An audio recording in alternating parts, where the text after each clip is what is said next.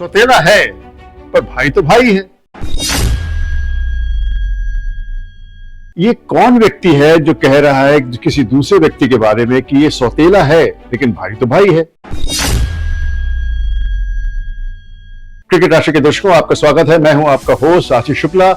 आज हम इस बारे में सवाल उठा रहे हैं कि सौतेले भाई आपस में एक दूसरे के बारे में क्या विचार रखते हैं। तो पहले तो हम बात करते हैं विल जैक की, जिन्होंने कल रॉयल चैलेंजर्स बैंगलोर के लिए 41 गेंदों में शतक लगाया। गुजरात टाइटंस को 200 रन का स्कोर सिर्फ 16 ओवर में चेज हो गया।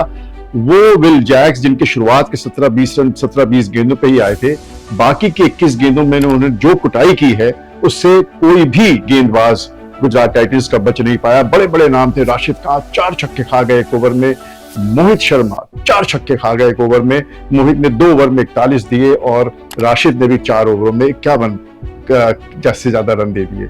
और विल जैक्स ने अपनी पारी में 10 छक्के लगाए। अहमदाबाद बहुत बड़ा ग्राउंड है, उस ग्राउंड पे छक्के ऐसे वैसे मार्जिनल छक्के नहीं थे, छक्के ऐसे थे जो बिल्कुल डीप दर्शक दीर्घा मिला के गिर रहे थे। तो विल जैक की जो पारी थी वो अपने आप में बेमिसाल थी, जिससे रॉयल चैलेंजर्स बैंगलोर बरकरार है आईपीएल 2024 में। लेकिन सौतेले भाई की जो हम बात कर रहे हैं वो आपसे करनी जरूरी है। विल जैक नाम पे गौर करिएगा, विल जैक। तो जैक एक ऐसे मिले हैं रॉयल चैलेंजर्स बैंगलोर को जिन्होंने उनके लिए बेहतरीन काम किया है। और एक और जैक है और वो है जैक फ्रेजर मैकगर्क, जिनका आज मैच है दिल्ली कैपिटल्स के लिए, वो खेलते हैं, वो भी वैसे ही धुनाई करते हैं।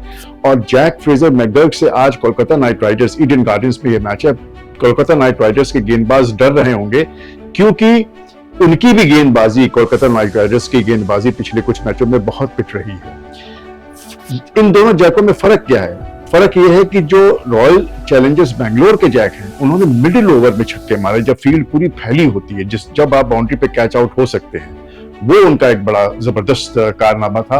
और ये जो जैक है, जो जैक फ्रेजर मैकगर्क हैं, ये पावर प्ले में धमाल मचाते हैं, ये पावर प्ले में ही खत्म कर देते हैं मैच को।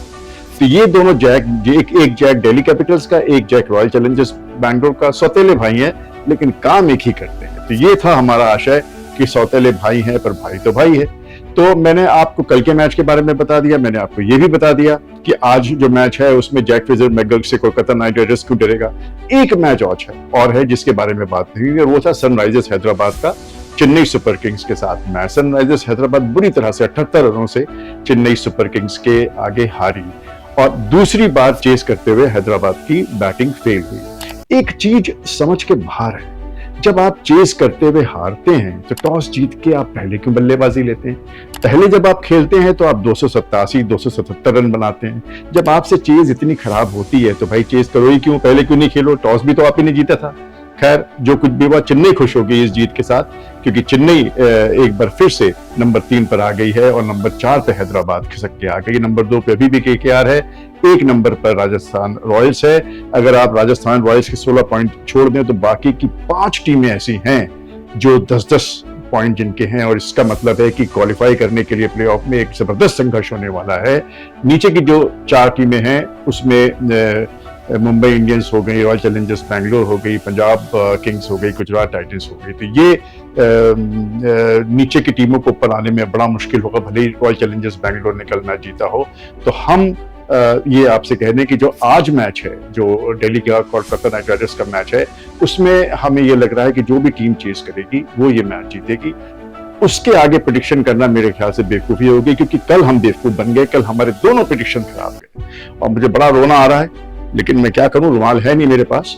46 मैच हुए हैं और 34 मैच हमारे सही गए हैं, यानी कि 12 हमारे मैच गलत गए हैं, जो कि मुंह बनाने वाली बात है। खैर कोई नहीं, आगे हम इसको पकड़ लेंगे और हम देखेंगे कि कल क्या प्रेडिक्शन होती है, कल क्या हमारी जो प्रेडिक्शन है वो सही होती है कि नहीं, चेस करने वाली टीम जीतती है कि नहीं। ईडन गार्डन्स में दिल्ली कैपिटल्स और कोलकाता नाइट राइडर्स के बीच मैच है।